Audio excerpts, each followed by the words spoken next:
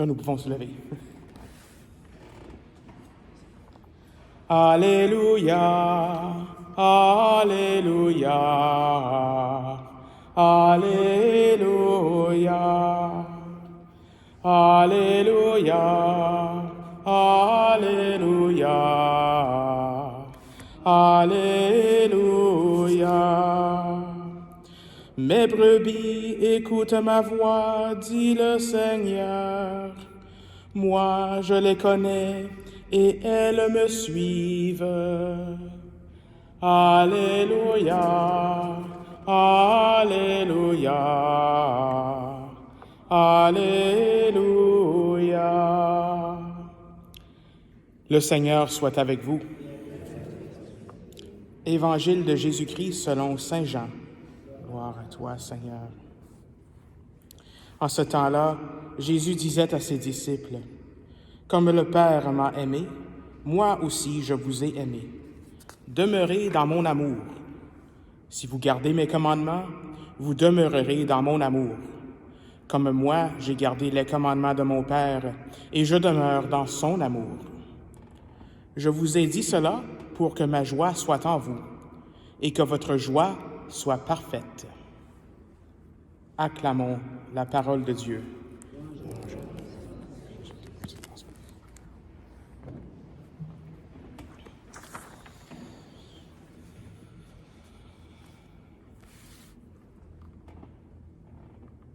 Alors, dans l'Évangile d'aujourd'hui, nous avons deux mots qu'on ne voit pas souvent ensemble. On a le mot « commandement » et on a le mot « joie ». Souvent, quand on pense à des commandements, c'est comme un devoir, tu sais, des règlements qui sont imposés sur nous. C'est des lois. Ou bien les 10 commandements. C'est des choses sérieuses. On peut peut-être penser que la joie, c'est comme un pôle opposé des commandements. Les commandements, il faut juste les écouter et on fait juste le faire. Mais Jésus, à la fin de l'Évangile, nous dit « Je vous ai dit cela pour que ma joie soit en vous et que votre joie soit parfaite. » Alors, il y a un lien à faire avec les commandements. Jésus nous dit tout cela dans son discours d'adieu, si on veut. Alors, donc, dans son discours d'adieu, donc le jour avant sa crucifixion, avant d'être trahi, c'est son discours lors de son dernier repas avec ses disciples. Donc, c'est comme les dernières paroles de Jésus avant sa mort. Et puis, ce qu'on voit, c'est que Jésus est dans la joie. Il dit, je veux vous donner ma joie. J'ai une joie en ce moment. Et tout ça, c'est parce que Jésus trouve sa joie dans la volonté de son Père, en suivant les commandements de son Père. Ce que le Père lui a envoyé à faire sur cette terre. Jésus dit, dans l'Évangile de saint Jean, « Ma nourriture, c'est de faire la volonté de mon Père, celui qui m'a envoyé. » Et en fait, la joie, c'est le but de notre vie morale, si on veut. Tous les choix qu'on fait, notre but, c'est la joie. C'est ça que dit le catéchisme au tout début de cette troisième partie. Donc, il y a 4 parties dans le catéchisme. Le premier, c'est sur le credo. Le deuxième, c'est sur les sacrements. Le troisième, c'est sur notre vie dans le Christ. Et la 4e, c'est sur la prière. Donc, cette troisième partie, c'est ça que ça nous dit. C'est que toute cette section, toute la façon qu'on vit notre vie dans le Christ, c'est pour que nous ayons la joie. Pourquoi est-ce que je dis ça? Le catéchisme dit ça. On a tout un appel, une vocation à la béatitude.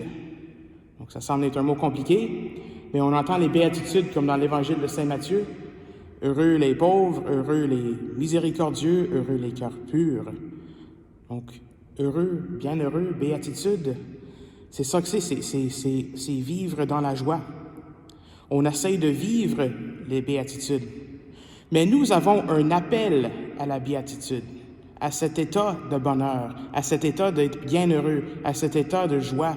C'est vers ça que le Seigneur nous appelle.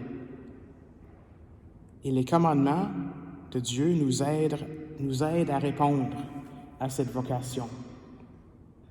Les commandements de Dieu nous ont été donnés pour que nous puissions vivre notre vie en abondance, dans l'abondance que Dieu veut nous donner.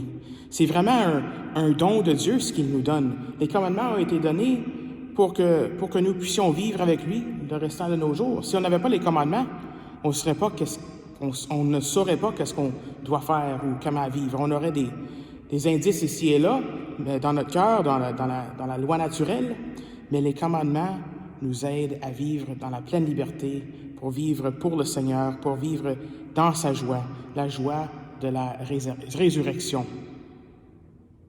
Mais aussi, il y a, je dirais, une beauté qui ressort de vivre les commandements. Prenons ce que nous vivons en ce moment avec la marche pour la vie. Des gens de partout à travers le pays qui sont sur la colline parlementaire, qui font la marche en défense de la dignité humaine. C'est un commandement de Dieu, ça, de respecter la vie de la conception à la mort naturelle. C'est beau parce qu'il n'y a pas de compromis là-dessus. Nous, on ne fait pas de compromis. On ne dit pas, oh, OK, on va laisser ça, on va donner permission à ça. On ne va pas donner permission à ça, mais on va pas donner... Donc, il n'y a pas de compromis. On respecte la vie humaine en entier, de la conception à la mort naturelle. Et ça c'est beau, ça. Alors, il n'y a aucune raison pourquoi l'avortement ou l'euthanasie serait permissible.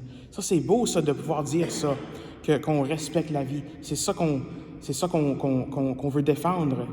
Et ça devrait nous donner un genre de joie. Même si c'est difficile.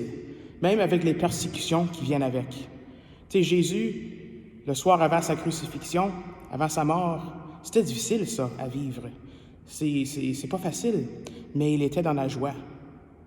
Il veut que nous goûtions à cette joie-là aussi, une joie intérieure qui suit la volonté du Père jusqu'au bout.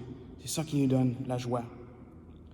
Le terme de la marche cette année, c'est de tenir ferme. Tenez ferme. On a des posters à l'entrée de l'Église, qui veut dire de ne pas nous laisser décourager face aux oppositions, face aux persécutions, de ne pas renier à nos valeurs, de ne pas faire des compromis avec ce que nous croyons.